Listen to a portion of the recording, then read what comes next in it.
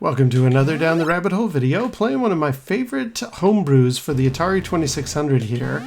And I wanted to do it because I wanted to... Ooh, dang, you got me. If anybody can't recognize it, this is actually Fix-It Felix, made for the Atari 2600. Already done a video about this, and I love this homebrew.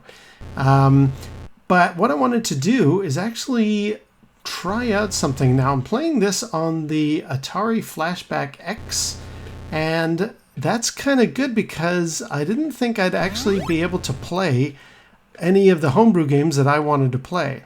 But I've recently figured out, oh darn, I've been following the instructions online on how you can mod the Flashback X in order that you can actually play homebrews in your own loaded up games. So that's good, and there's two nice things. Oh good, that's that level.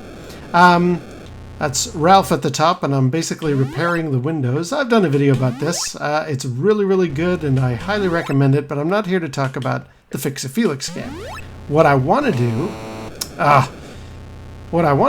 is talk about the Flashback X. Now that I've modded it so that I can play stuff like this, I want to get that pie. Well, that wasn't so good. Now that I've modded it, there's a game that I want to play that I've never been able to play before. I gave it a very quick little test. It does work.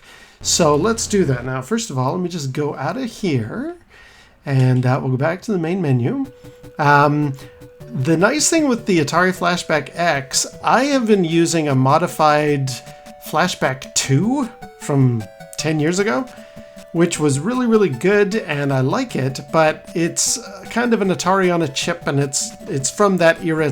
It does its limitations. For example, if I go over here, these are all the, before I go on, you can see I've got the ability to play from an external USB drive now, so I can load up games that I like. These are awesome games, all of these, and they play properly.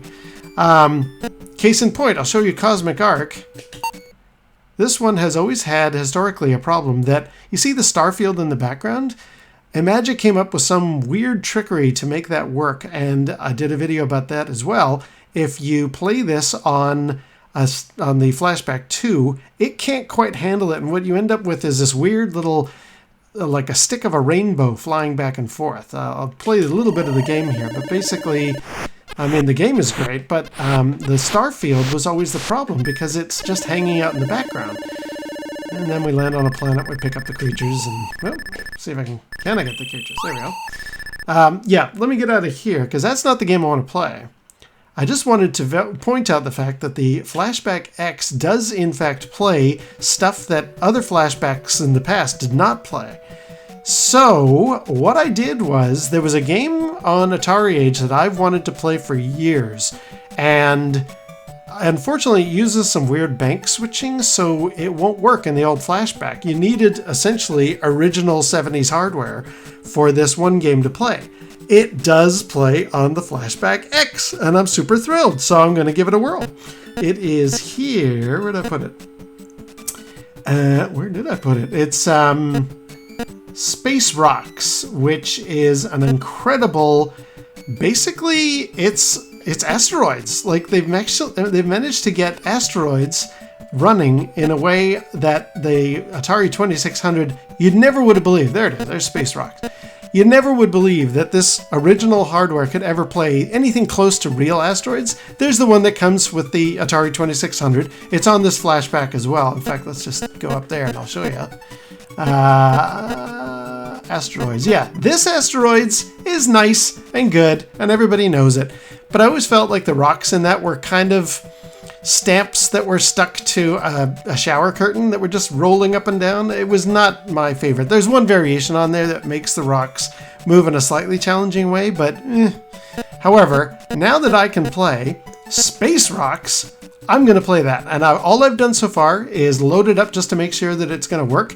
I want to play this for the very first time and tell you what a thrill it is. Now, I'm using the Atari joystick. I assume it's left, right, forward, or up to move, back to hyperspace, and button to fire. Let's find out here. Yeah, this is one impressive game. Now, let me just see. So yeah, one player, joystick, Vector style, color. We'll worry about all the other stuff later. Option, I guess, is hyperspace. I guess if you pull down, you can change. That's option. You can change that to maybe shields and stuff. What do you got here? 180 something or shields. Okay, cool. We'll leave it hyperspace. I like these options. All right, here we go. This is my first time really playing Space Rocks. I did it just to make sure it would run. Now I'm really going to play it for the first time. Ooh, oh yeah, that's a move. Okay.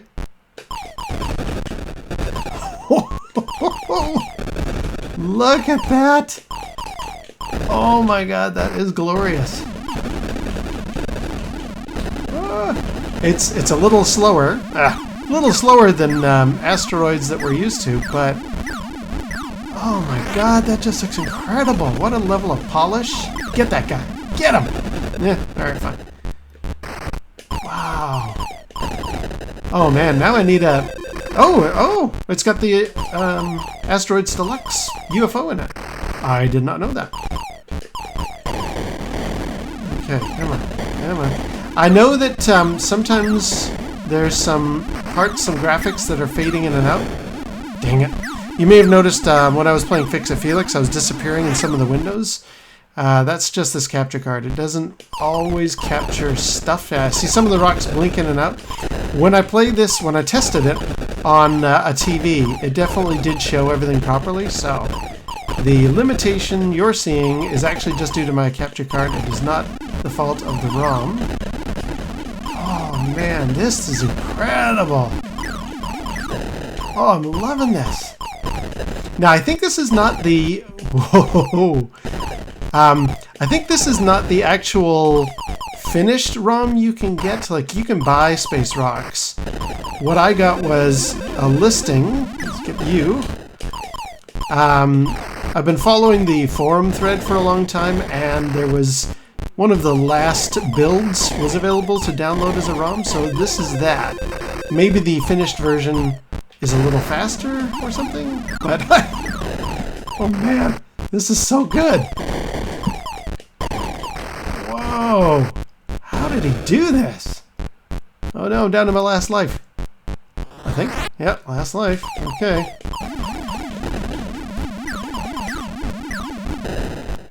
Wow. Ah, this was always a dream of mine to be able to play this, and now I can do it. Good lord. Oh. Darn. Blew up. Is that it? Game over? Or I got one more life? I think that should be me dead. Oh, I started a new one. Okay, well, let's, yeah, I'll sort of wrap up my thoughts. That is impressive. That is really impressive. I know, you can actually buy an asteroid-style all-button controller that has the controls left, right, center, or left, right, hyperspace, etc., or option, I guess, in this case. I'm used to being able to play this with a joystick and a D-pad on various things like the Game Boy and that, so I think I'll stick with the 2600 controller. But that is just incredible to look at. Oh man, I love this thing. It's funny, now if anybody remembers, back in the 90s there was a show called Freaks and Geeks, and it's set in the 80s, and it's, you know, the losers of high school, kind of their lives. I mean, they're good kids and stuff. Obviously, kids that I can sort of recognize myself in. There was an episode where one of the kids, main character, wanted to get an Atari 2600. And I think that was sort of the final reward for the end of the episode. And to show how happy he is, they show asteroids playing on the 2600, but they made a mistake. They played, or they had footage of the arcade original, and they, you know, superimposed it on the TV screen to make it look like that's what was coming out of the Atari 2600. And I remember thinking at the time, that's ridiculous. The Atari 2600 could never play this game. Well, color me wrong. Look at this. I am playing asteroids or space rocks on the Atari 2600, and it totally works. This is amazing. Man, I have loved Spiceware's work. He's the guy who did this. He also did Medieval Mayhem. Oh, I'm gonna die.